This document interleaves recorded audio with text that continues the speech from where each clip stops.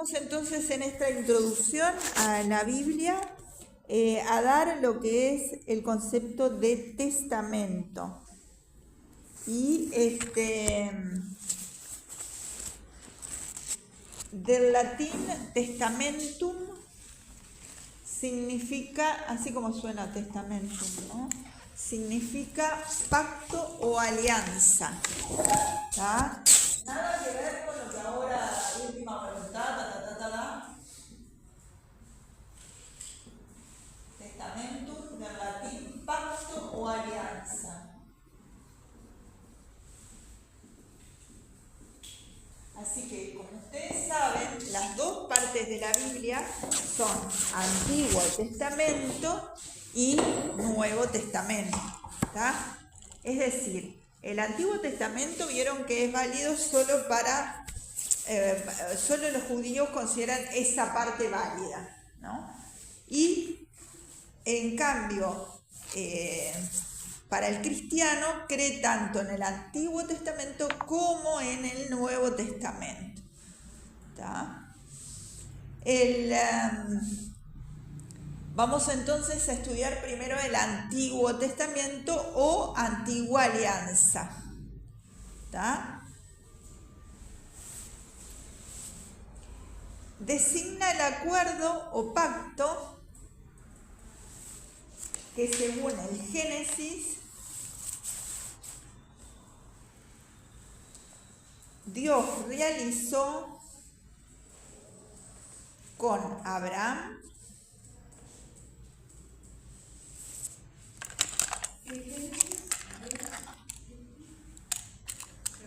designa el acuerdo pacto que según el Génesis Dios realizó con Abraham,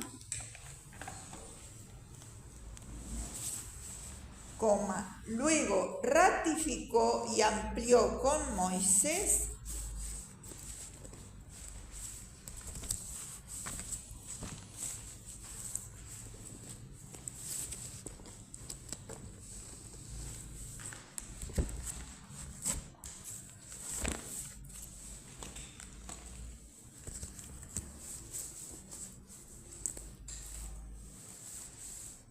y una sucesión de mediadores,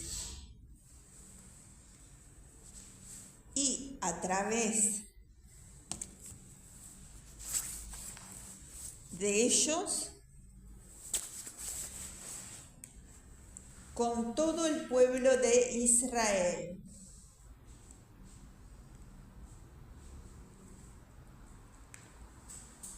Según un designio salvífico,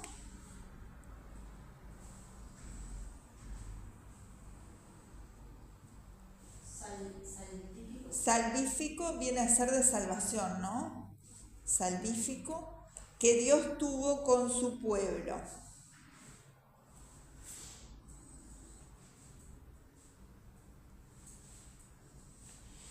Punto y aparte. Por extensión, se designa Antiguo Testamento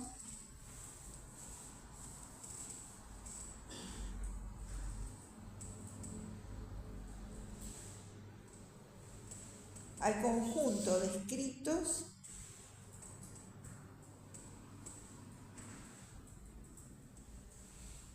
relacionados con la Antigua Alianza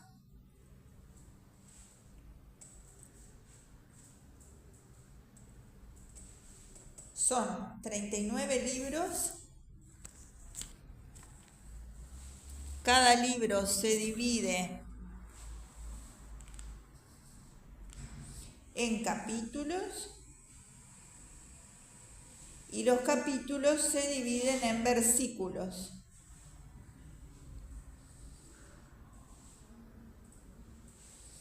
Y como les dije, es un texto válido tanto para hebreos como para cristianos.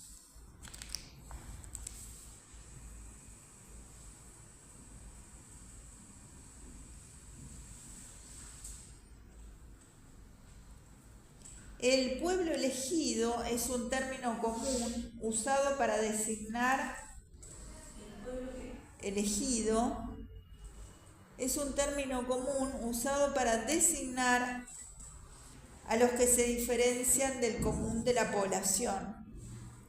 ¿Es un término común? Usado para designar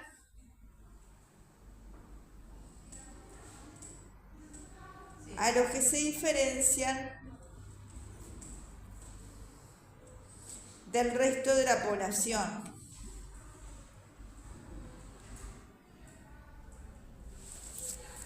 Sería el pueblo predestinado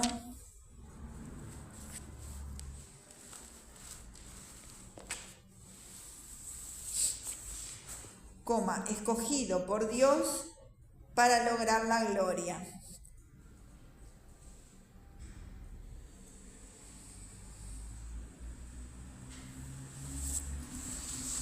Las dos grandes figuras de la antigua alianza, entonces,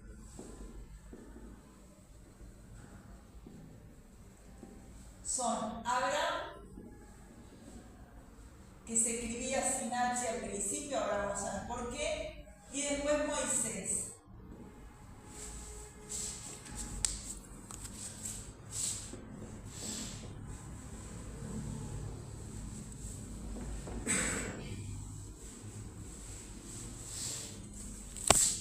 Bien. Bien. Entonces vamos a leer el pacto con Abraham. Es en el libro de Génesis 17. No sé si lo pueden ahí buscar en Génesis 17.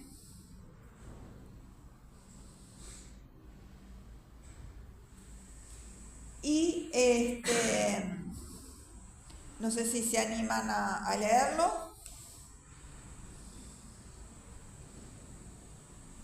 Jehová le habla a Abraham y realiza con él el pacto o alianza. Él dice cuando Abraham tenía 99 años. Sí, exacto. Quiere crear. Dale. Cuando Abraham tenía 99 años, el Señor se le apareció y le dijo: yo soy el Dios Todopoderoso, anda delante de mí y sé perfecto, y yo estableceré mi pacto contigo, y te multiplicaré en gran manera. Entonces Abraham se postró sobre su rostro y Dios habló con él, diciendo: en cuanto a mí, he aquí, mi pacto es contigo, y serás padre de multitud de naciones, y no serás llamado más Abraham, sino que tu nombre será Abraham, porque yo te haré padre de multitud de naciones. Te haré fecundo de gran manera, y de ti haré naciones y de ti saldrán reyes. Y estableceré mi pacto contigo y con tu descendencia después de ti, por toda su generación, por pacto eterno, de ser Dios tuyo y de toda tu descendencia después de ti. Y te daré a ti y a tu descendencia después de ti la tierra de tus peregrinaciones, toda la tierra de Canaán, como posesión perpetua, y yo seré su Dios. Digo, Sí. la circuncisión como señal del pacto. Dijo además Dios a Abraham: tú pues guardarás mi pacto, tú y tu descendencia después de ti, con tus generaciones. Este es mi pacto que guardaréis entre yo y vosotros y tu descendencia después de ti. Todo varón de entre vosotros será circuncidado. Ahí saltea porque se extiende en eso hasta el 15. O sea, seguí en el 15, por favor. Entonces Dios dijo a Abraham: a Sarai, tu mujer, no la llamarás Sarai, sino que Sara será su nombre, y la bendeciré, y de cierto te daré un hijo por medio de ella. La bendeciré y será madre de naciones, reyes de pueblos vendrán de ella. Entonces Abraham se postró sobre su rostro y se rió, y dijo en su corazón: a un hombre de 100 años le nacerá un hijo, y Sara, que tiene 90 años, concebirá. Y dijo Abraham a Dios: ojalá Ismael viva delante de ti. Pero Dios dijo: no, sino que Sara, tu mujer, te dará un hijo y le pondrás el nombre de Isaac, y estableceré mi pacto con él, pacto perpetuo para su descendencia después de él. Y en cuanto a Ismael, te he oído, he aquí yo lo bendeciré y le haré fecundo y lo multiplicaré en gran manera. Engendrará príncipes y haré de él una gran nación. Pero mi pacto lo estableceré con Isaac, el cual Sara te dará a luz por este tiempo el año que viene. Cuando terminó de hablar con él,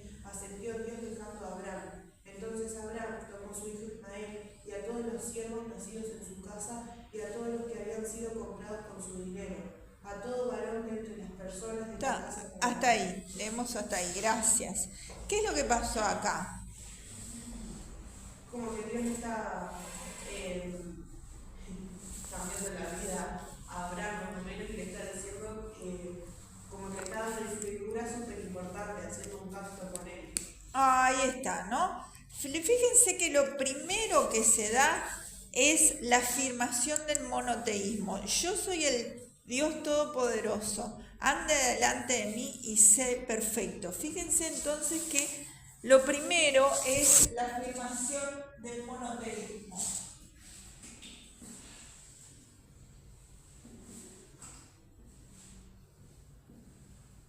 Mono uno y Teos Dios. Teos con TH para es Dios, ¿no? Y ese Dios es además todopoderoso.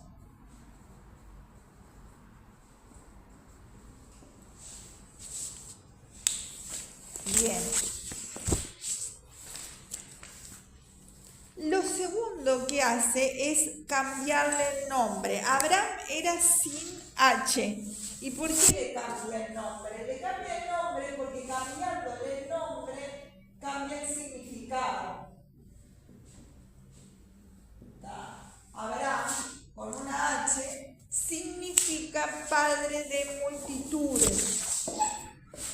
¿Está?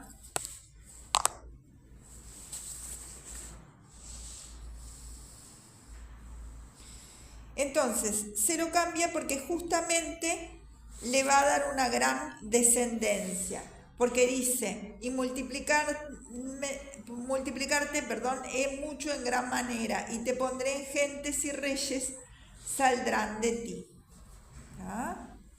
Fíjense que antes que nada, que recalco esto, dice, y pondré mi pacto entre mí y ti, y multiplicarte es mucho en gran manera. ¿Está?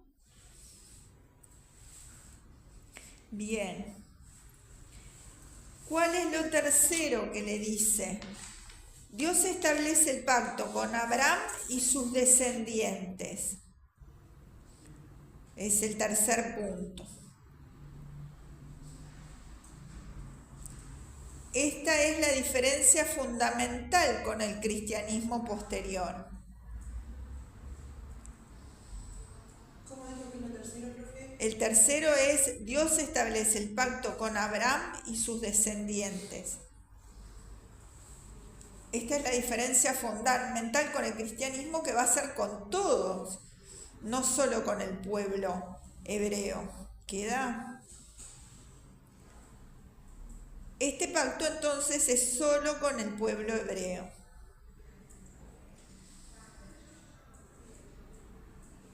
Porque dice, y estableceré mi pacto entre mí y ti y tu simiente después de ti en sus generaciones por alianza perpetua.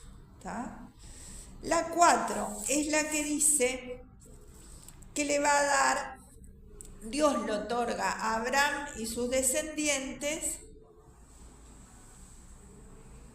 la tierra de Canaán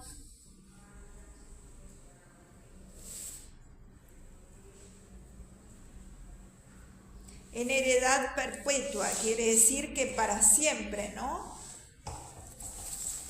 Esta tierra era reconocida por su fertilidad, por eso se le llamaba tierra de la leche y la miel.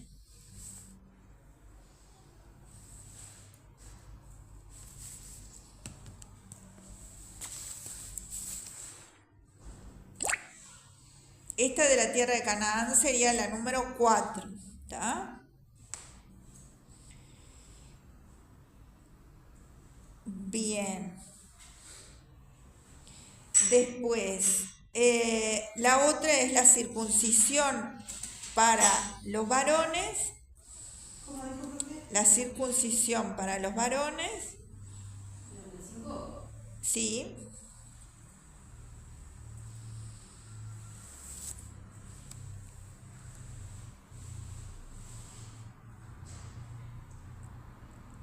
Que que dice el versículo 11, que es la señal del pacto.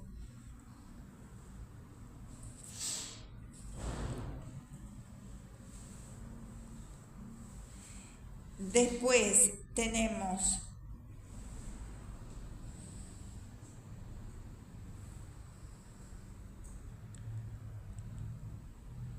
las 6, los elementos del pacto, todo lo que va diciendo, los diferentes elementos que tocan el pacto, ¿no? Bueno, la sexta sería que le cambió el nombre de la esposa de Abraham de Sarai a Sara. ¿Por qué? Porque justamente Sara del hebreo significa princesa, así que le cambia el nombre de Sarai a Sara. Dice, a Sarai tu mujer no la llamarás Sarai, más Sara será su nombre, es decir, como que la eleva al grado de princesa, ¿no? Que Sara significa princesa. Y fíjense, él se echó a reír porque le dijo que su mujer va a ser madre, y él le dice, pero él tiene 99 años y la otra tiene 90, y además Sara había sido infértil en su juventud y nunca había podido tener hijos. El otro hijo que tiene, que se llama Ismael, en el momento del pacto tiene 12 años y es hijo de Abraham con una esclava llamada Agar. ¿Está? Pero entonces, ¿por qué a una señora de 90 años, que además había sido infértil en su juventud, puede tener un hijo? ¿Qué es eso? Un milagro, es decir, que el milagro es doble. Una, porque por tener un hijo, si fuera joven y era infértil, ¿no? Pero además, por la elevada edad, ¿no es cierto? Así que, reitero, Dios entonces cambia el nombre de Sarai a Sara y la bendice con el milagro de un hijo a sus 90 años. ¿Está? Y además le dice el nombre, su nombre va a ser Isaac. Y dice, confirmaré mi pacto con él por alianza perpetua para su simiente después de él.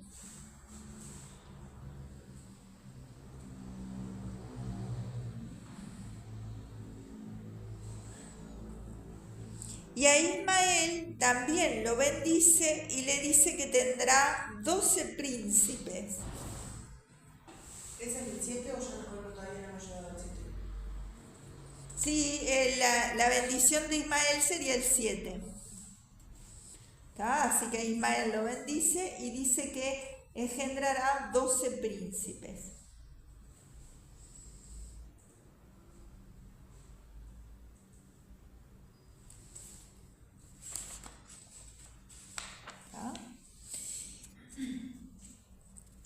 Y después, todavía entonces, le afirma, ¿no? Yo estableceré mi pacto con Isaac, el cual te parirá Sara por este tiempo el año siguiente. Y al cabo de hablar con él, y subió Dios de con Abraham. Es decir, que allí terminó el pacto. ¿Está?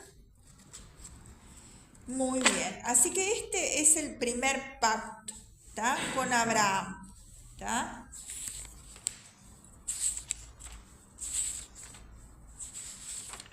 Y después tenemos en el Éxodo 20 el pacto con Moisés. ¿Quién quiere leerlo ahí? El pacto con Moisés está en Éxodo 20. ¿Qué escribió Éxodo 20? Sí.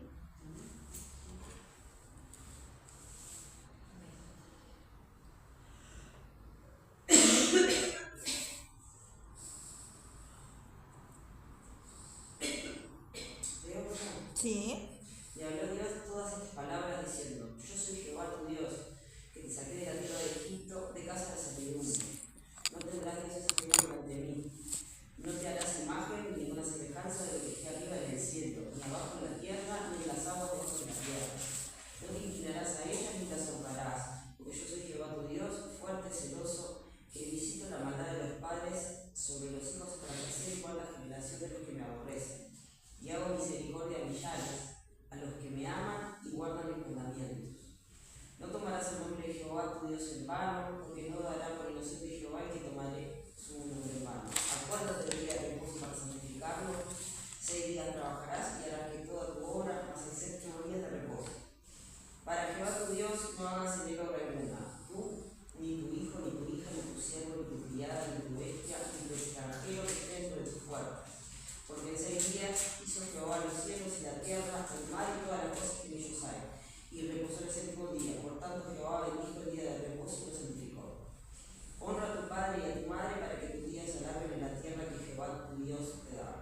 No matarás, no cometerás adulterio, no hurtarás, no hablarás contra tu prójimo falso testimonio, no codiciarás la casa de tu prójimo, no codiciarás la mujer de tu prójimo, ni su siervo, ni su criada, ni su buey, ni su asno, ni cosa ninguna de tu prójimo. Ahí terminan los 10 mandamientos, gracias. Entonces, ¿qué son, qué constituyen estos 10 mandamientos? Ahí está, ¿no? Son reglas, formas de vida, ¿sí? Que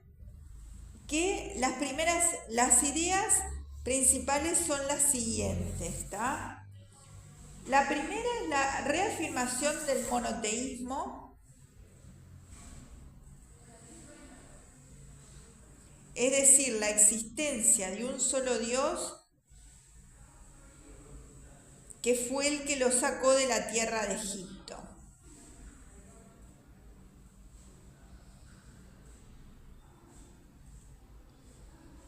¿Tá? Que es el versículo 2, ¿tá? Yo soy Jehová tu Dios, que te saqué de la tierra de Egipto, de casa de los siervos. ¿Tá? Segundo, afirmación de la monolatría. Vieron que son dos cosas. Monoteísmo es mono uno, teos Dios. Es decir, la existencia de un solo Dios. Pero a veces adoraban a otras cosas, a piedras, a animales, ¿no? La afirmación de la monolatría es decir que había que adorar a un solo Dios. Dice, no tendrán dioses ajenos delante de mí. No te harás imagen ni ninguna semejanza de cosa que esté arriba en el cielo ni abajo en la tierra, ni en las aguas debajo de la tierra. Fíjense que entonces vieron que imagen de Dios no hay. ¿Ah? Hay una imagen de Jesús, pero no de Dios. ¿Tá? Es por esto. No te harás imagen ni ninguna semejanza de cosa que esté arriba en el cielo, ni abajo en la tierra, ni en las aguas. ¿Tá? Y debían adorar a un solo Dios. ¿Tá? La tercera es la prohibición de tomar el nombre de Dios en vano, es decir, inútilmente, sin sentido. ¿No? Esa gente que cualquier pavada y jura por Dios y todo esto. O sea, no hablar de Dios en vano, no jurar, ¿no? ¿Tá? Había gente que antes, en otras épocas, un par de siglos, usaba el nombre de Judas para maldecir. De decir que dice Jesús, sí. Usaba el nombre de Judas para no estar... Claro, para no estar usando el nombre. Sí. Bueno, la cuarta, la disposición del día de descanso. Después de trabajar 6 días, descansar uno, de igual manera que actuó el Creador.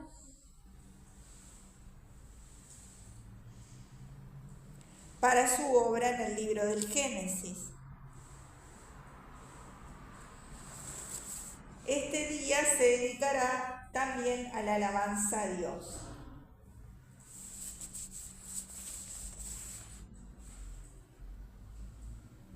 El día de descanso primero, que hasta hoy sigue para los judíos, es el día de Sabbat.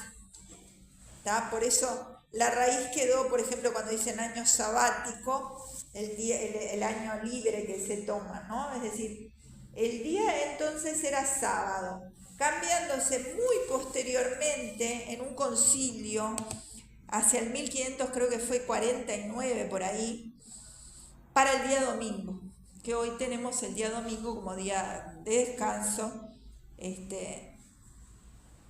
establecido, ¿no? Por más que, por ejemplo, en nuestro país es laico, sin embargo el domingo es en el que la mayoría de gente no trabaja, hay muchos que trabajan, pero la mayoría, ¿no? En la semana igual está representado, no sé, el Santo Domingo. Claro. O sea que esa estructura la mantuvieron. Claro. Aunque descansa, ¿no? Sí. Capaz que tiene ahora. No, sí. Ya les digo, fue un concilio muy posterior que lo cambió para el día domingo. Después, la quinta es la regla de respetar al padre y la madre, es decir, los progenitores de cada uno.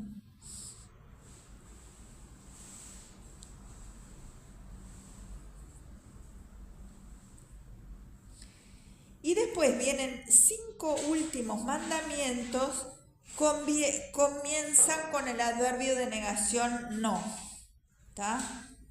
Y se refieren a prohibiciones relacionadas a la moral y a la buena convivencia social.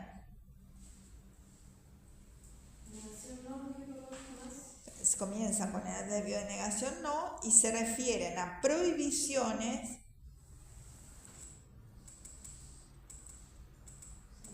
relacionadas a la moral y a la buena convivencia social.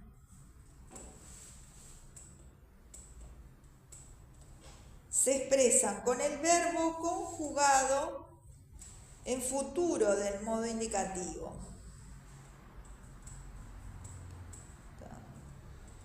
Así que la sexta es no matarás, ¿vieron? El futuro, el adverbio de negación, y después el futuro del modo indicativo. No se olviden que antes no había jueces, o sea,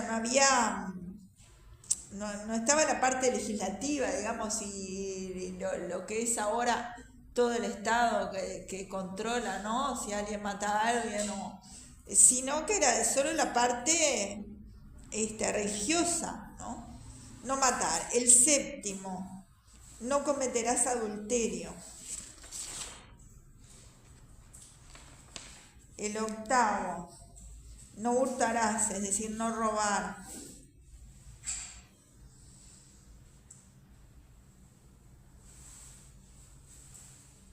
El noveno, que yo creo que es el que se hace más hoy en día y la gente ni se da cuenta, ¿no? No hablarás contra tu prójimo falso testimonio.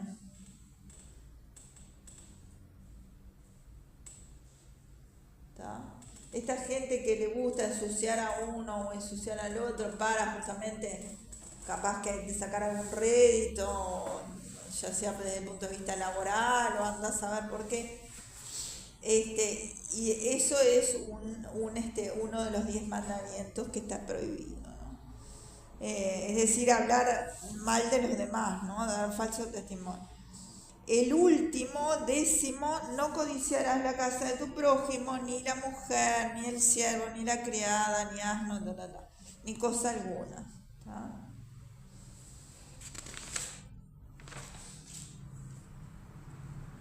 Este pacto lo realiza con Moisés. La palabra Moisés significa salvado de las aguas y fue un ilustre profeta, libertador. ¿Salvado de las aguas? Sí, y fue un ilustre profeta, libertador y legislador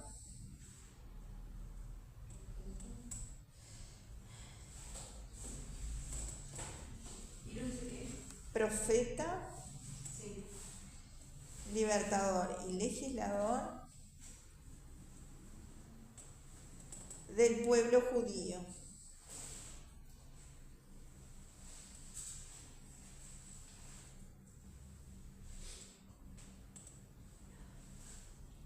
A poco de nacer, en el 1571 a.C., nace él.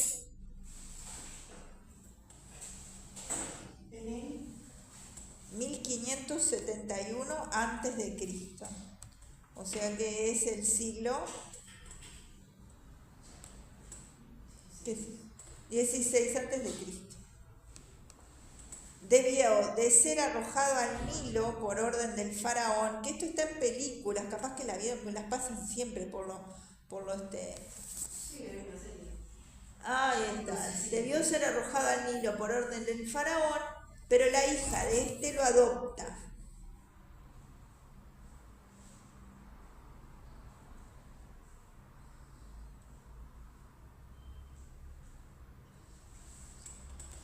Con su hermano Aarón, AA,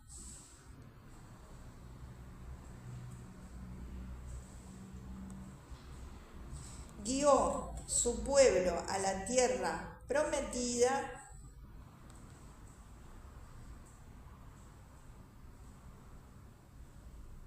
y le dio el decálogo. ¿Y le digo qué? El decálogo, que es esto, los 10 mandamientos,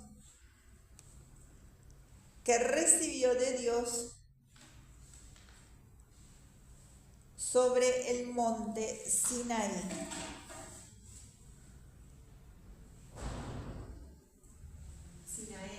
Sinaí, con I también. Y escribió el Pentateuco.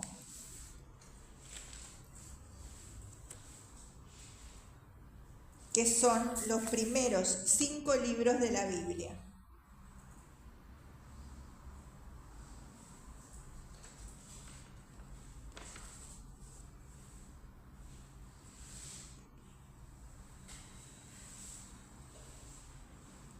Estos 10 mandamientos, también conocidos como el Decálogo,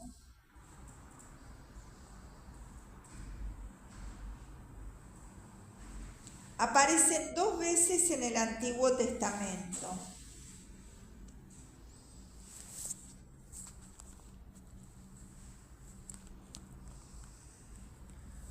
Una es en el que acabamos de leer, el Éxodo,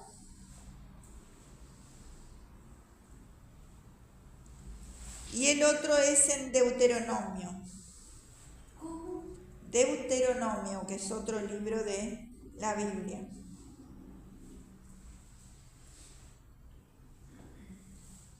En el mismo Éxodo, nosotros no leímos esa parte, pero en el mismo Éxodo se narra que Dios escribió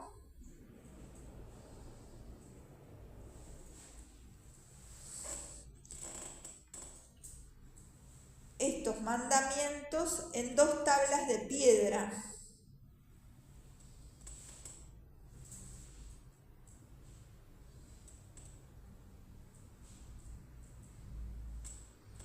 Las que dio a Moisés en el monte Sinaí.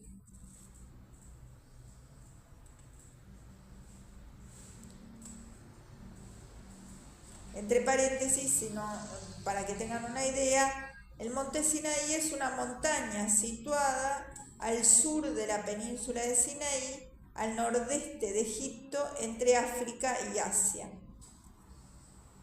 Ahí cierran el paréntesis si lo pusieron. nordeste de Egipto. Entre África y Asia.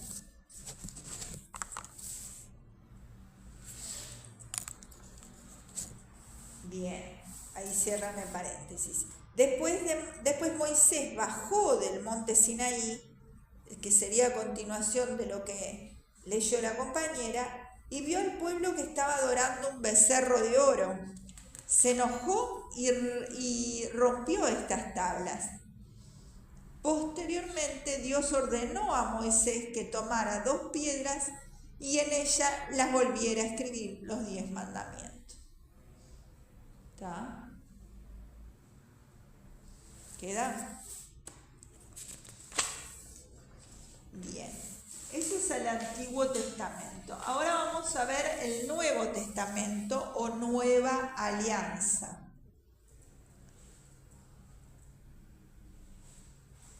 Profe, esto es lo que me preguntó la extensión en el Antiguo Testamento, pero usted me había dicho que era el pacto con Abraham, no con Moisés. El último es Moisés. Está, esto que dijimos por último. Sí, es pacto con el Moisés. decálogo es con Moisés. Bien, el Nuevo Testamento, Nueva Alianza, ¿tá? Es la que vino a sellar Jesús con su muerte y resurrección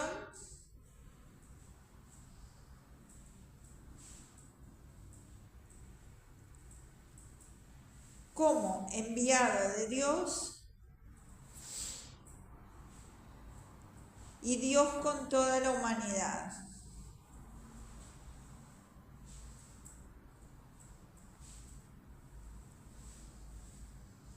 Cristo universalizó la alianza, la explicitó con su doctrina, La alianza. ¿sí? Sí. La explicitó con su doctrina,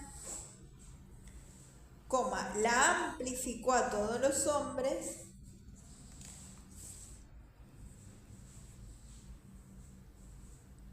y la ratificó con su sangre en remisión de los pecados del mundo.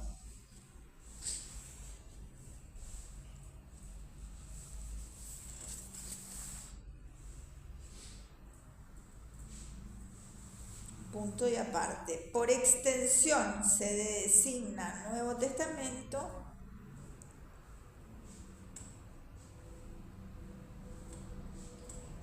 al conjunto de escritos relacionados con la Nueva Alianza.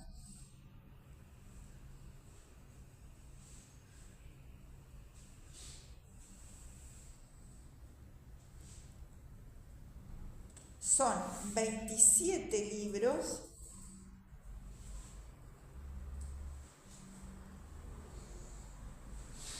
que también se dividen en capítulos y versículos.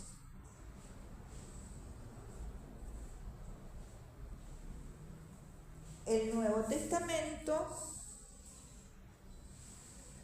es solo válido para los que creen, para los cristianos, porque creen que Jesús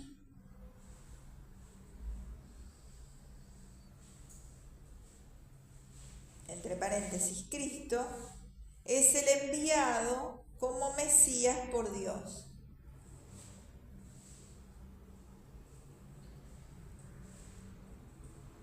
Los judíos no creyeron en él, entonces siguen esperando al Mesías del que habla el Antiguo Testamento. ¿No? Bien, y vamos a leer como ejemplo a San Juan 20,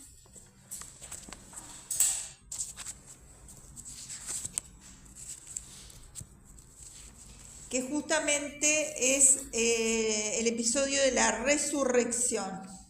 ¿Quién lo quiere leer ahí?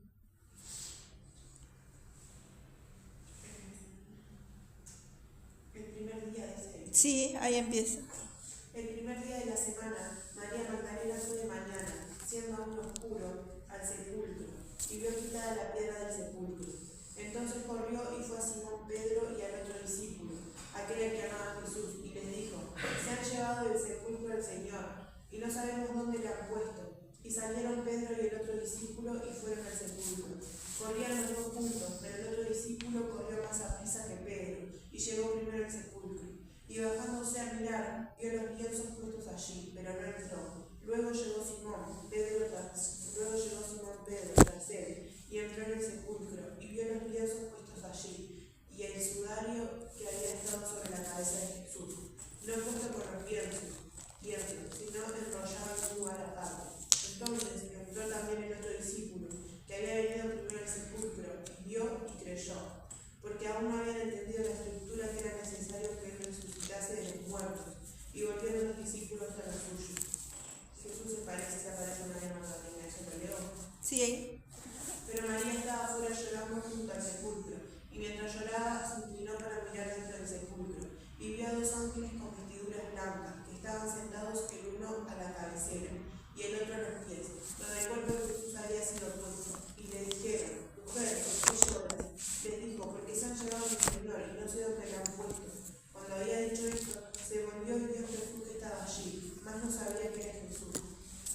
Jesús le dijo: Mujer, ¿por qué lloras? ¿A quién buscas? Ella, pensando que era el hortelano, le dijo: Señor, si tú lo has llevado, dime dónde lo has puesto y yo lo llevaré. Jesús le dijo: María. Volviéndose ella le dijo: Raboni, ¿qué quiere decir maestro? Después le dijo: No me toques, porque aún no he subido a mi Padre. Mas ve a mis hermanos y dile: Subo a mi Padre y a vuestro Padre, a mi Dios y a vuestro Dios. Fue entonces María Magdalena para dar a los discípulos las nuevas de que había visto el Señor y que Él le había dicho estas cosas. Cuando llegó la noche de aquel mismo día, el primer día de la semana, estando las puertas cerradas en el lugar donde los discípulos estaban reunidos por miedo de los judíos, vino Jesús y puesto en medio le dijo: Paz a vosotros. Y cuando les hubo dicho esto, les mostró las manos y el costado. Y los discípulos se regocijaron viendo al Señor. Entonces Jesús les dijo otra vez: Paz a vosotros, como me envió el Padre, así también yo os envío. Y habiendo dicho esto, sopló y les dijo: Recibid el Espíritu Santo. A quienes remitiréis los pecados, les son remitidos, y a quienes se los retuviereis, les son retenidos. Pero Tomás, uno de los 12, llamado Dídimo, no estaba con ellos cuando Jesús vino. Le dijeron, pues, los otros discípulos: Al Señor hemos visto. Él les dijo: Si no viera en sus manos la señal de los clavos, y metiere mi dedo en el lugar de los clavos, y metiere mi mano en su costado, no creeré. 8 días después estaban otra vez sus discípulos dentro, y con ellos Tomás. Llegó Jesús, estando las puertas cerradas, y se puso en medio y les dijo: Paz a vosotros. Luego dijo a Tomás: Pon aquí tu dedo y mira mis manos, y acerca tu mano y métela en mi costado, y no serás incrédulo, sino creyente. Entonces Tomás respondió y le dijo: Señor mío y Dios mío.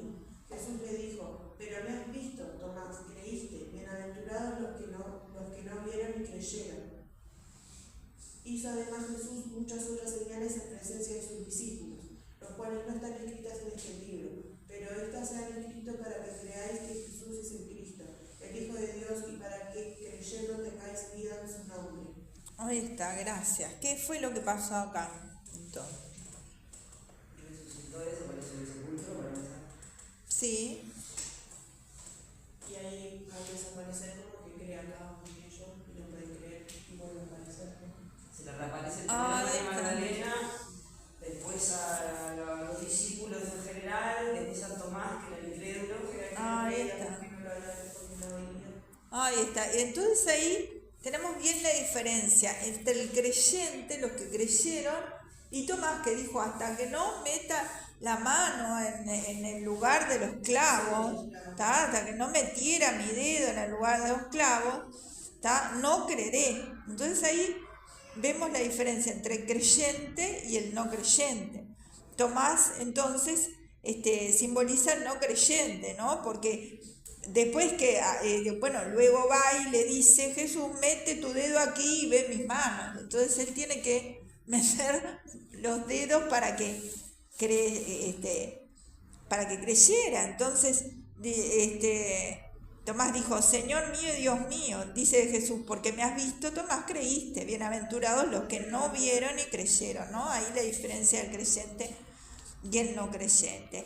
Y ¿Por qué tomamos este pasaje? Justamente porque es la resurrección, que justamente, vieron que es justamente como Jesús, Hijo de Dios, justamente con su resurrección viene a confirmar lo que es Él y universaliza entonces la alianza, la explica con su doctrina, ¿tá?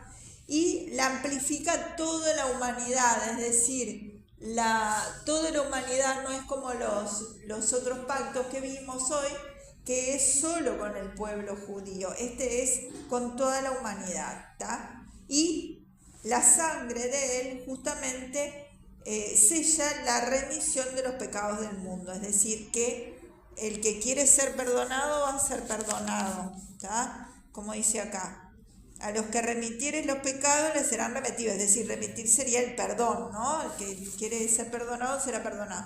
A quienes lo retuvieren serán retenidos, es decir, a quien sigue con el pecado serán retenidos, ¿tá? Entonces, esta es la nueva alianza o Nuevo Testamento, que las diferencias es que el enviado es el Hijo de Dios, que tiene la resurrección, que universaliza la alianza y la explica con su doctrina, la amplía a todos los nombres y la ratifica con su sangre. Es decir, tiene varios elementos diferentes a la antigua alianza que acabamos de leer con Abraham y con Moisés, ¿tá? Bien.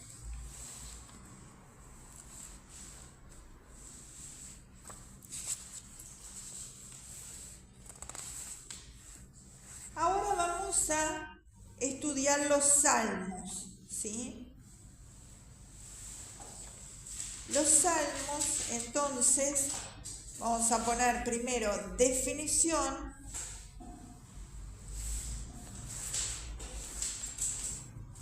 Los salmos son cánticos religiosos de los hebreos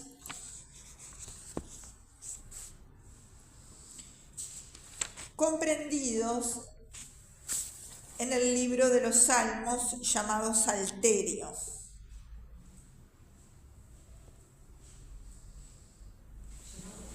Salterio.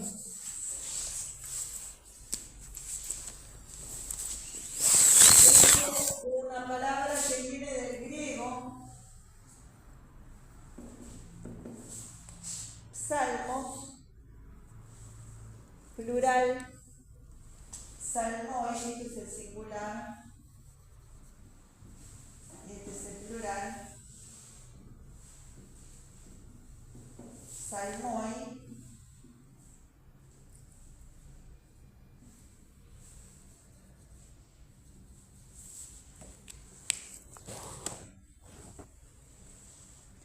¿qué significa tocar un instrumento? Tocar un instrumento.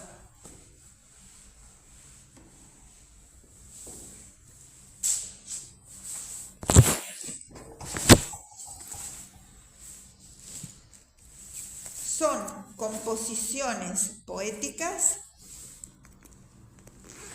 ligadas a la música.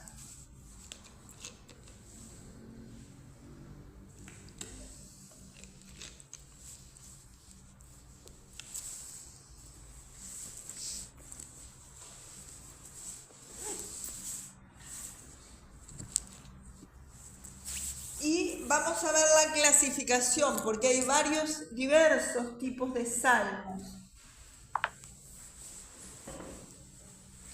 Diversos tipos de salmos. Primero están los himnos. ¿Cómo se escribe? Himnos con H. Himno. Himnos. Con el himno nacional. Ah, de himno. ¿Qué entendí? Himno, no sé. Himno le puse yo nada. No. Con M, himnos. Ahí va. Sí, del griego humnos, ahí sí es con H-U-M-N-O-S, igual que himnos pero con una U. del griego significa canto.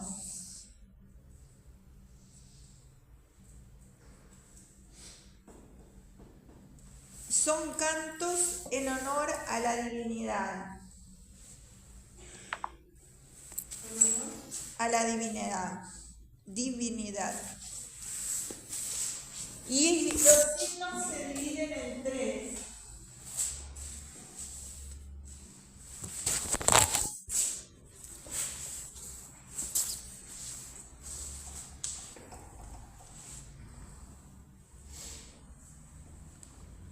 Ponemos A de alabanza,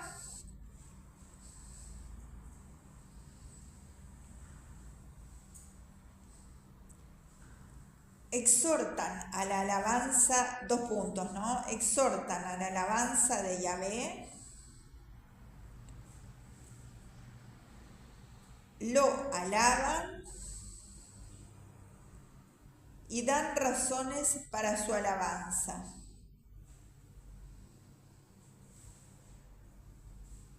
Alaban a Jerusalén.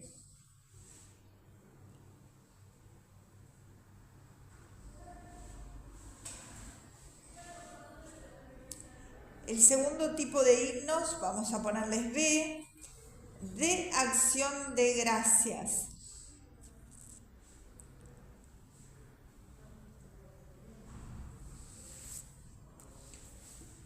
Parecidos a los anteriores, pero en relación a una situación afligente que ha sido solucionada por Yahvé.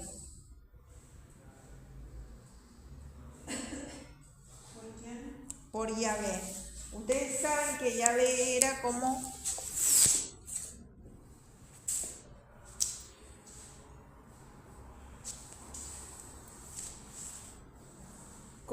llamaban a Dios. Antes era en las palabras, en lo que eran los judíos, no existían las vocales. Y lo llamaban así, con estas consonantes. ¿Está?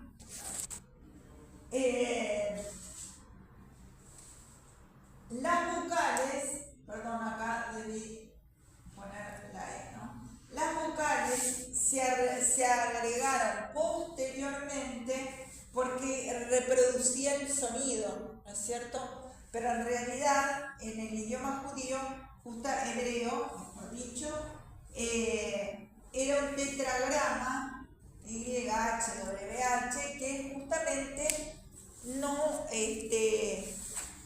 decían el nombre de Dios, sino que lo nombraban por ese tetragrama. ¿Está? Pero la Biblia cristiana lo nombra como Jehová siempre.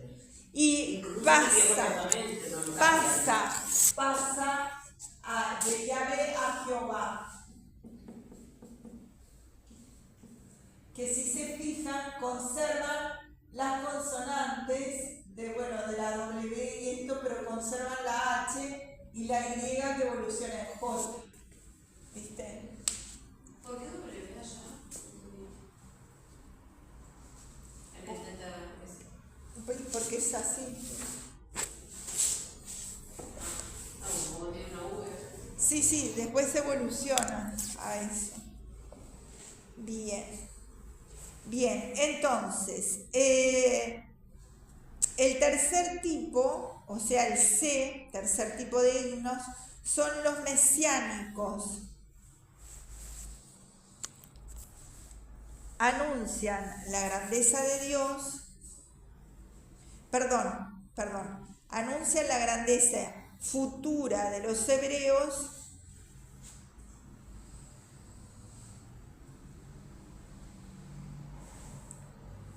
el reino universal de Yahvé,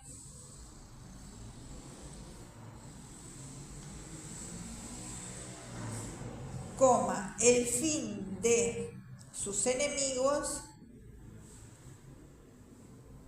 o de los idólatras,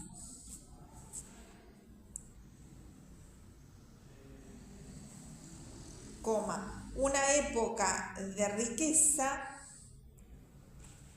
justicia o poder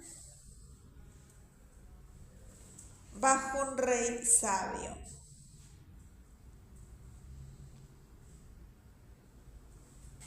Bien. Así que tenemos himnos que se dividían en tres: alabanza, acción de gracia y mesiánicos. Ahora segundo, plegarias.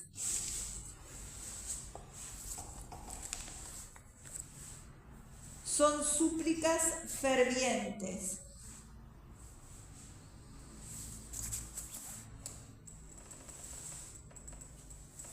Y a su vez se dividen en A, individuales,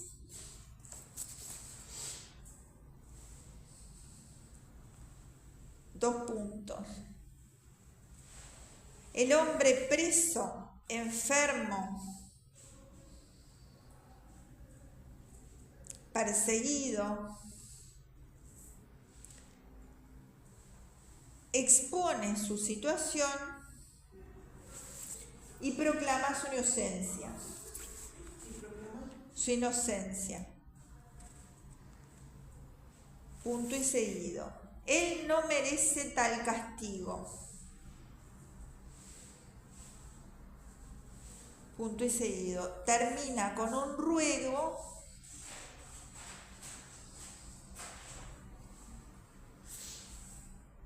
que lo salve de la muerte y castigue a sus angustiadores.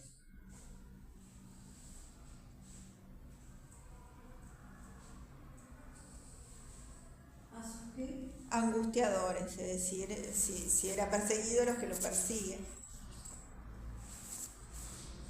Bien.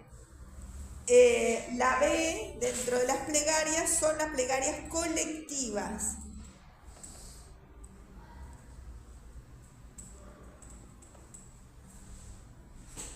Tienen el mismo espíritu que las anteriores,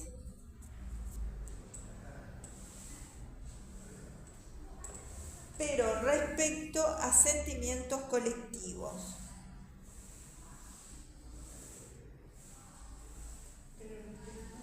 A sentimientos colectivos.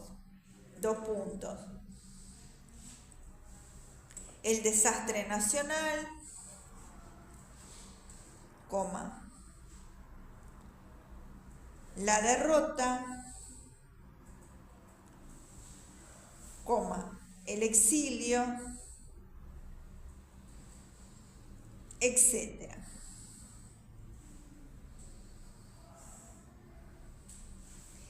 Punto y seguido. El pueblo hace protestas de inocencia o acepta su culpa.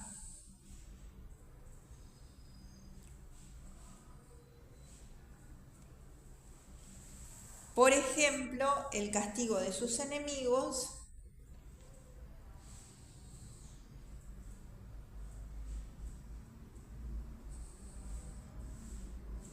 coma, el retorno a la tierra propia,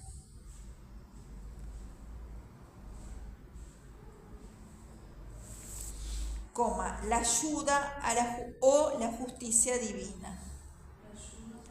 O la justicia divinas.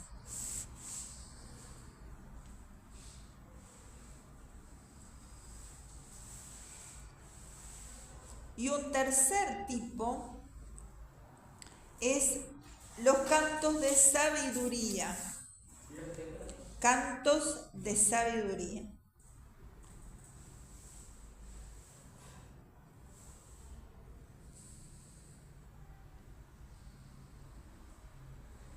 Dos puntos. Dan normas morales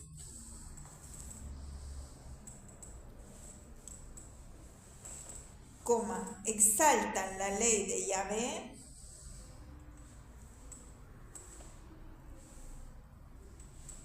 y su cumplimiento.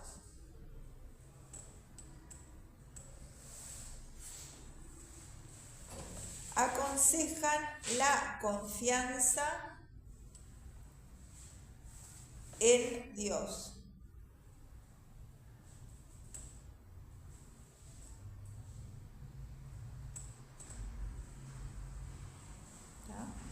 Así que no sé si llegué a decir la clasificación de los salmos, esta primera clasificación en himnos, plegarias y canto de sabiduría es según su carácter literario. No sé si llegué a decir, si no pónganle arriba del todo. Esta primera clasificación es según su carácter literario.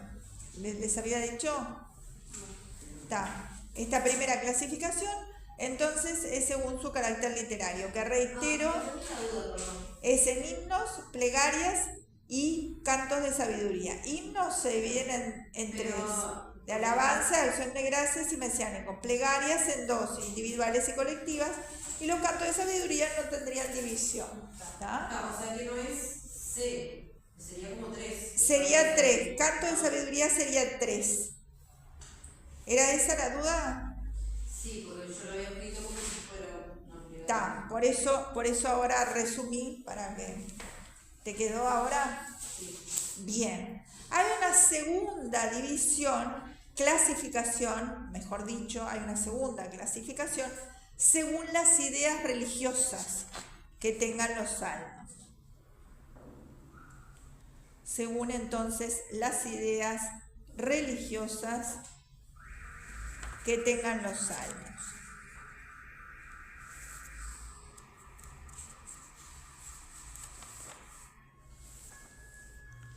¿Está? Y se clasifican en 3.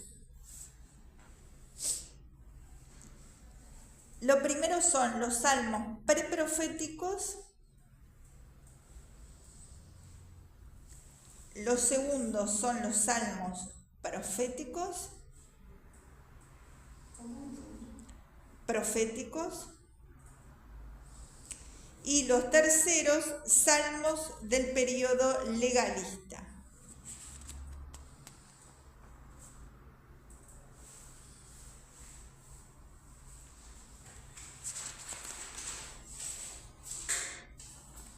Bien, entonces vamos a hablar un poquito de los primeros. Primeros salmos preproféticos.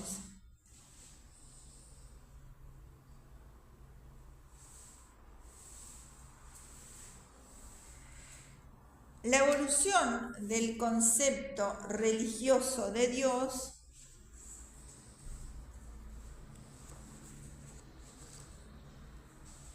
se refleja en los salmos.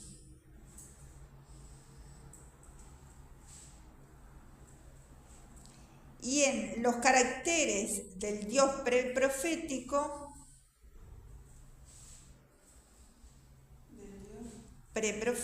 es decir, los salmos de este periodo, son los siguientes.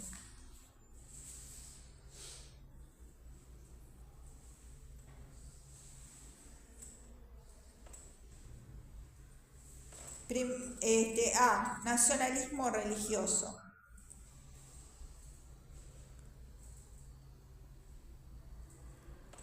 Y 2 puntos.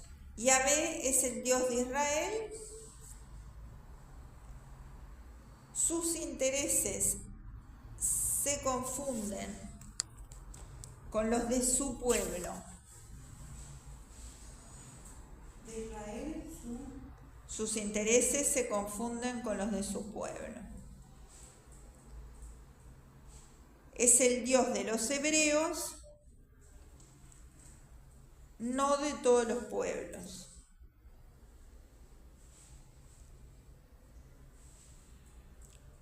Punto y seguido. Se preocupa por su pueblo,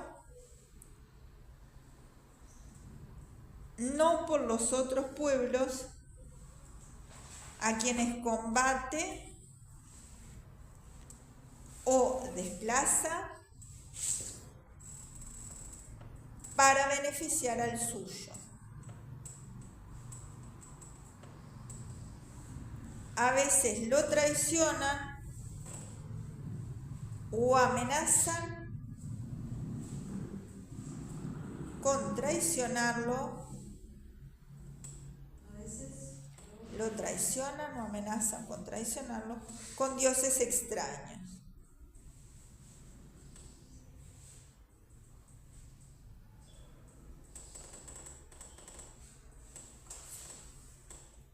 B, o sea, otra característica del Dios preprofético.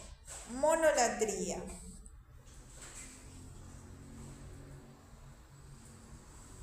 Es mono uno, latría culto, es la adoración que solo le debe a Dios. ¿Latría qué significa? Culto es la adoración que solo se le debe a Dios.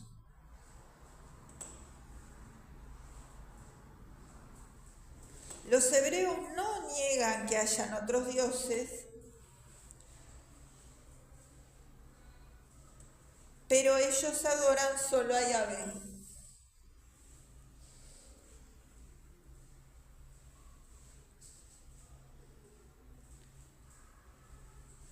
Solo Adoran a Yahvé.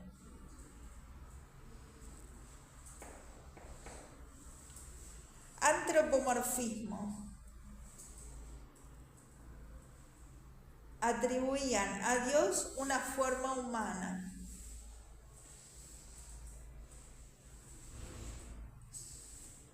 Es la número C, ¿no? La C. La D, relación personal entre Yahvé y su pueblo.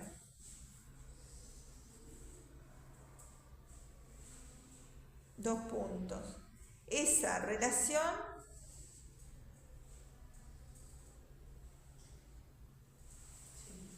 se hace evidente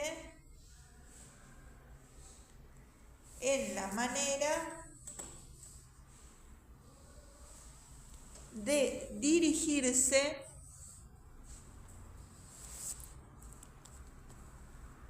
a la divinidad.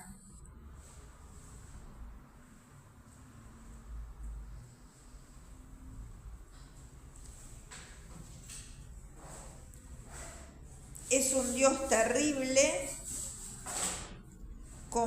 temible, no amable.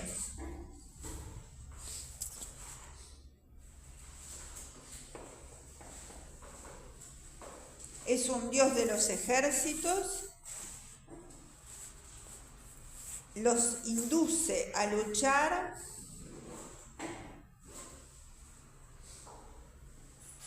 y los acompaña a las batallas.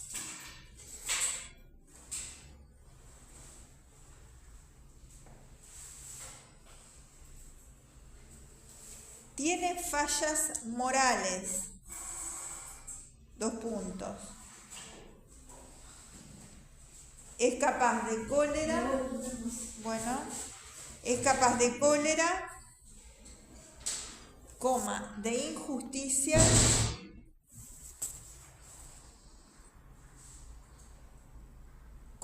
de olvidar su pacto, de venganzas,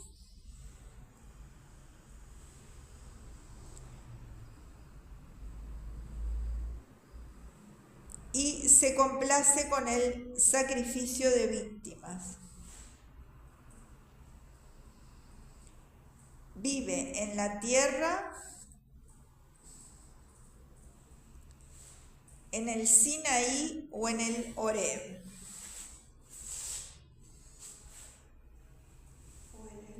Horeb, H-O-R-E-B, larga. Bien, entonces, el número 2, salmos proféticos.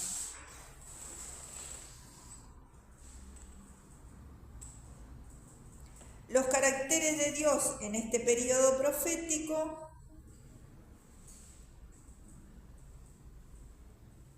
son, en primer lugar, vamos a distinguir lo que son los profetas, ¿no? Los profetas continúan un proceso formativo de la religión hebrea comprendido entre los siglos 7 y 5 a.C.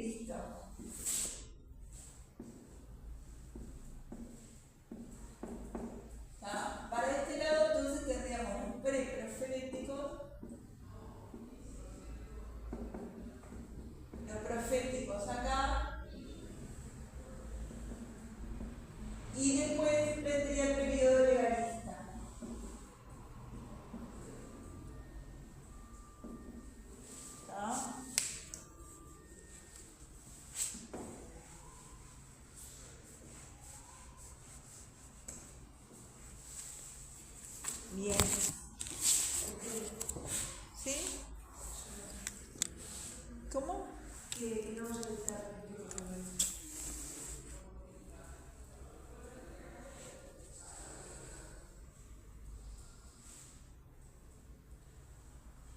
Así que les dije, continúan un proceso formativo de la religión hebrea en el periodo comprendido entre los siglos 7 y 5 a.C. ¿Eso pusieron? Sí. Está. Su función consiste en denunciar el crimen del pueblo de Dios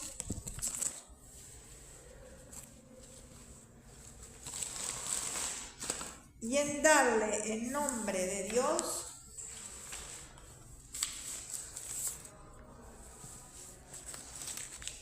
el sentido histórico y teológico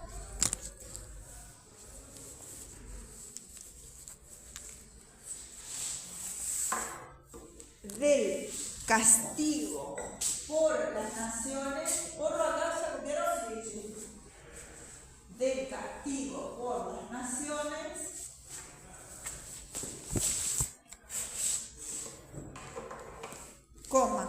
así como el entendimiento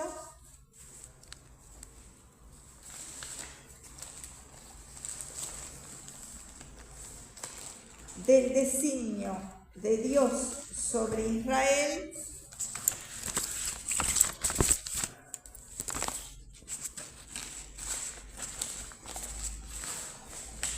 y las demás naciones.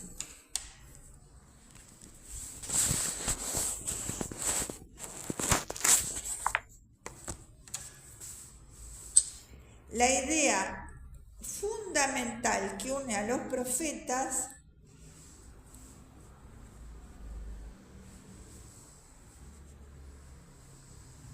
es la idea de justicia.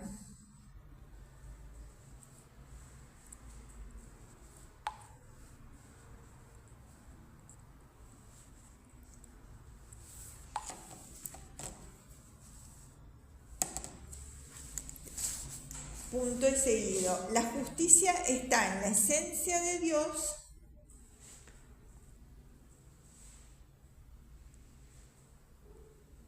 y es una exigencia fundamental de Dios con respecto al hombre.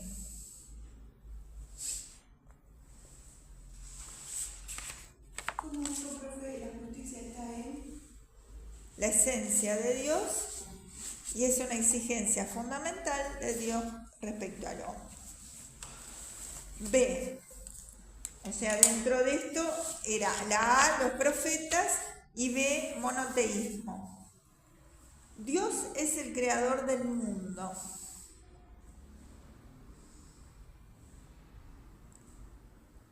Y del hombre. Y por lo tanto es universal.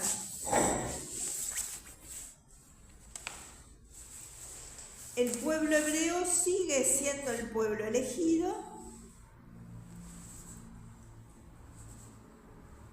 y es además el único que lo adora.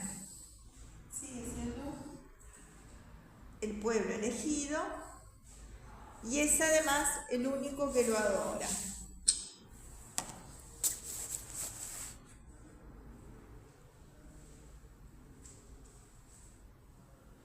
Es eterno,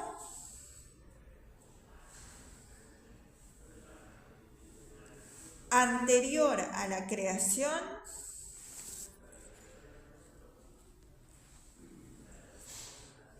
y naturalmente increado.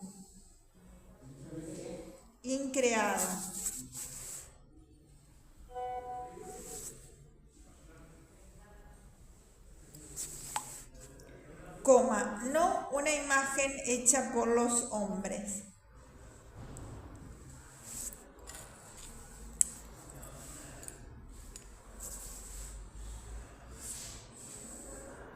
Es un Dios espiritual y trascendente,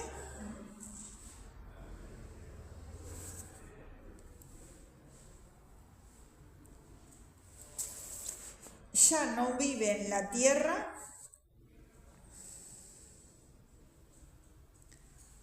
sino en los cielos, fuera del mundo que Él creó.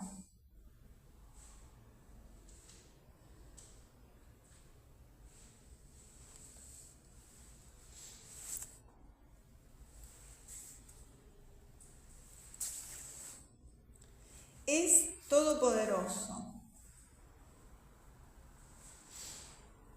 No tiene fallas morales.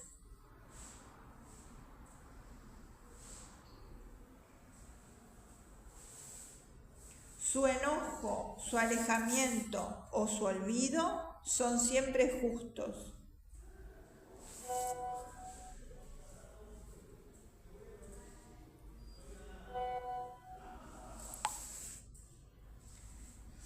Es justo, es un juez, hace justicia y exige cumplimiento.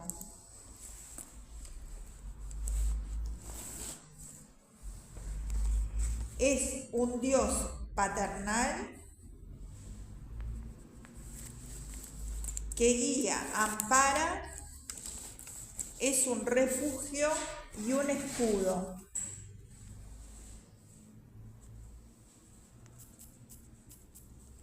Rechaza los sacrificios y las ofrendas